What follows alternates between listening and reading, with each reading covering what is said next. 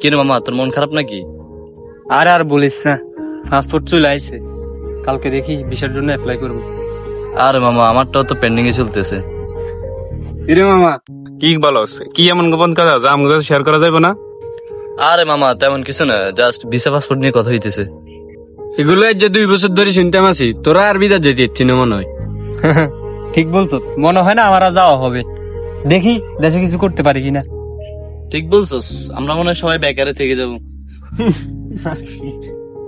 ভাইয়া, ঈশান কই? ওরে যে আজকে কয়েকদিন দেখি না, ও কই আছে? ও তো কথা কালকে ইউরোপে চলে গেছে, তোমাদেরকে বলে যায় নাই? না ভাইয়া, বইলে গেছে, আমি ভুলে গেছি তো। আচ্ছা ঠিক আছে। তুমি দাঁড়া, তোমার জন্য একটা জিনিস রাইখা গেছে ও।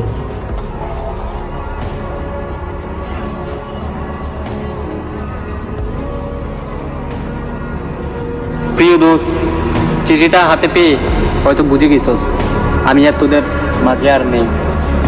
আসলে তোদের বিদায় বেলার কথাটা জানাতে সাহস পাইনি, তার জন্য অত্যন্ত দুঃখিত। আশা করি আমাকে এখন তুই গালি দিতেছস। সত্যি করে দোস্ত, তোদের জন্য ভালোবাসা অটুট। আবারও বেঁচে থাকলে কোনো একদিন দেখা হবে সেই চায়ের আড্ডা। ভালো থাকিস বন্ধু।